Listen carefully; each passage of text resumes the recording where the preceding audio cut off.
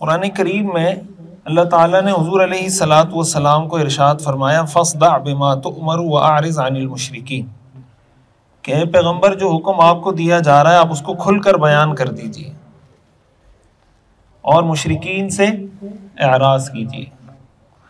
جب یہ آیت نازل ہوئی تو آپ نے پڑھا ہوگا سیرت کی کتابوں میں، حدیث کی کتابوں میں، حضور علیہ الصلاۃ والسلام صفا پہاڑی پر تشریف لے کر گئے۔ پڑھا ہے آپ نے؟ صفا پہاڑی پر تشریف لے کر گئے اور وہاں پر آپ نے سب کو جمع کیا، ایسا ہی ہے نا؟ سب کو جمع کرنے کے بعد آپ نے کچھ سوالات کیے ان سے۔ آپ نے فرمایا کہ ارأیتکم لو ان خیلا بالوادی ترید ان تغیر علیکم اکنتم مصدقیہ، اگر میں تمہیں یہ بتاؤں کہ وادی کے اس پار سے ایک لشکر تم پہ حملہ کرنے والا ہے تو کیا تم میری تصدیق کرو گے؟ تو سب نے مل کر کہا ما جربنا علیک کذبا، ہم نے کبھی آپ کو جھوٹ بولتے ہوئے نہیں دیکھا۔ ایسا ہی ہے۔ پھر حضور علیہ الصلاۃ والسلام نے ان کو دین کی دعوت دی۔ اب یہ جو ایک واقعہ ہے نا کہ حضور علیہ الصلاۃ والسلام صفا پہاڑی پہ تشریف لے کر گئے، علماء نے، سیرت نگاروں نے اس سے ایک سبق نکالا ہے کہ حضور علیہ الصلاۃ والسلام صفا پہاڑی پہ کیوں تشریف لے کر گئے۔ یہ بات سمجھ میں آ رہی ہے؟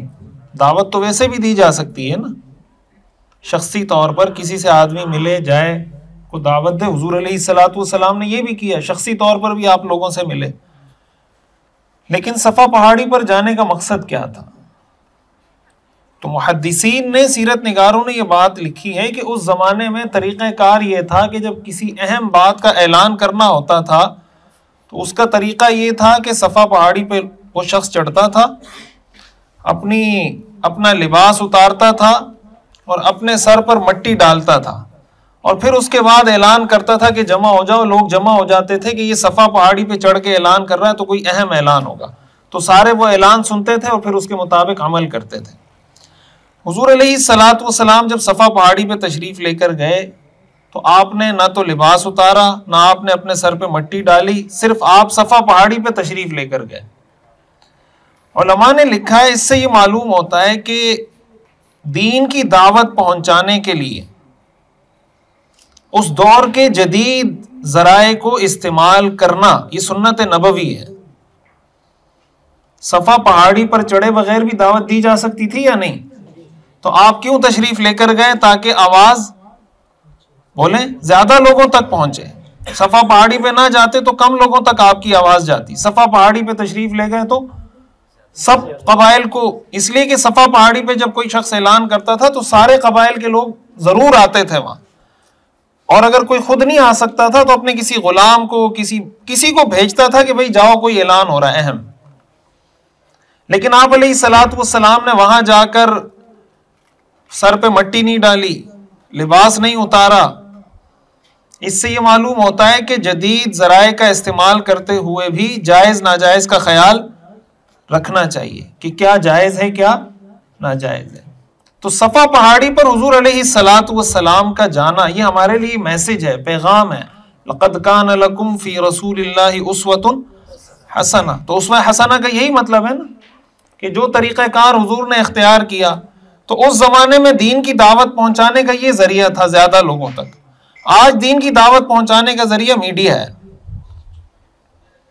ایسا ہی ہے نا۔ ایک بات آپ مسجد میں بیٹھ کے کریں، اپنی درسگاہ میں بیٹھ کر کریں، اس کو سننے والے 10 لوگ ہوں گے، 20 لوگ ہوں گے، 50 ہوں گے، 1000 ہوں گے، اور وہی بات آپ میڈیا پہ کریں تو ہو سکتا ہے وہ بات 10 لاکھ لوگ سنیں، ہو سکتا ہے 10 ملین لوگ سنیں، ہو سکتا ہے کہ 1 کروڑ سے زیادہ 10 کروڑ لوگ سن لیں۔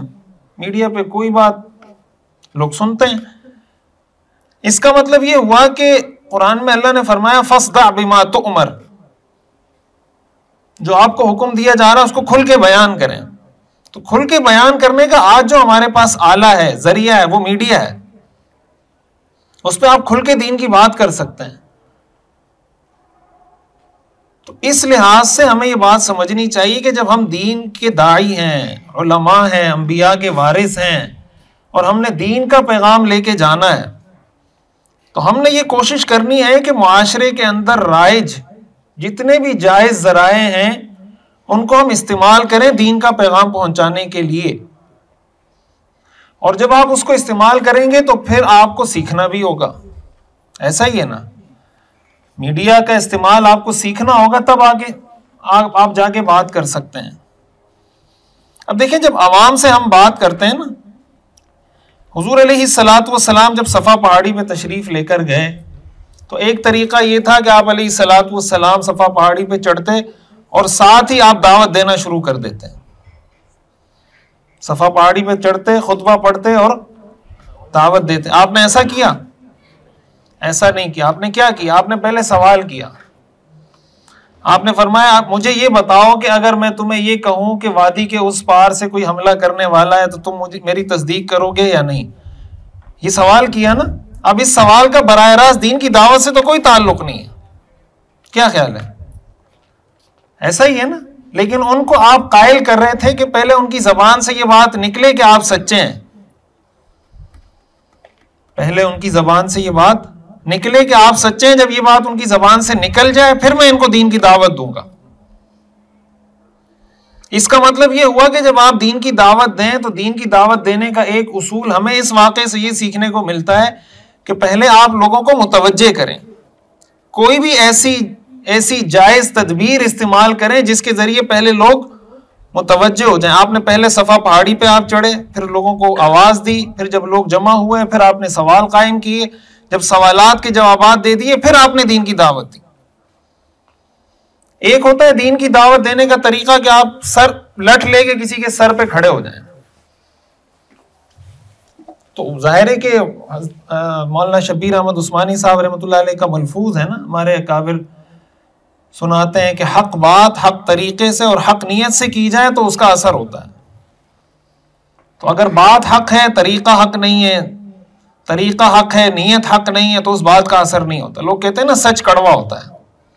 کہتے ہیں نا ہمارے ہاں جب کوئی غلط بات کرتا ہے نا اور دوسرے کو بری لگتی ہے تو وہ کہتے ہیں سچ کڑوا ہوتا ہے. کہتے ہیں نا, تو جھوٹ سچ سے زیادہ کڑوا ہوتا ہے. آپ کو اگر کوئی کہے آپ شرابی ہیں, آپ کو اگر کوئی یہ کہے کہ آپ شرابی ہیں تو آپ کو اچھا لگے گا؟ ہاں. تو اگر وہ کہے آپ کو برا لگ رہا ہے کہ بھائی آپ شرابی ہیں, تو آپ کو اچھا لگے گا برا لگے گا؟ تو اگر وہ آپ کو کہے آپ کو برا اس لیے لگ رہا ہے کہ سچ کڑوا ہوتا ہے, تو پھر آپ کیا کہیں گے؟ تو یہ جملہ غلط ہے نا کہ سچ کڑوا ہوتا ہے. سچ کبھی کڑوا ہوتا ہے کبھی میٹھا ہوتا ہے. اسی طرح جھوٹ کبھی کڑوا ہوتا ہے کبھی میٹھا ہوتا ہے. شریعت میں یہ معیار نہیں ہے کہ سچ کڑوا ہوگا اور جھوٹ میٹھا ہوگا. کبھی جھوٹ کڑوا ہوتا ہے کبھی.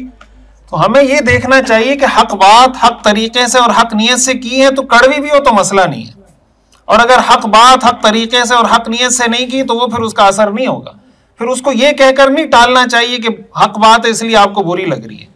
دنیا میں ایسے لوگ الحمدللہ ابھی بھی موجود ہیں جو حق کی بات سننا چاہتے ہیں. خیر ختم نہیں ہوئی دنیا سے, دنیا میں خیر موجود ہے. تو حضور علیہ الصلوۃ والسلام نے جو یہ سوالات قائم کیے صفا پہاڑی پر چڑھ کر, اس سے ہمیں یہ سیکھنے کو ملتا ہے کہ جب آپ دین کی دعوت دینے لگیں تو کچھ ایسے کام کریں جس کی وجہ سے آپ کے سامعین آپ کی طرف متوجہ ہو جائیں. جب وہ متوجہ ہو جائیں پھر آپ ان کو بات کریں.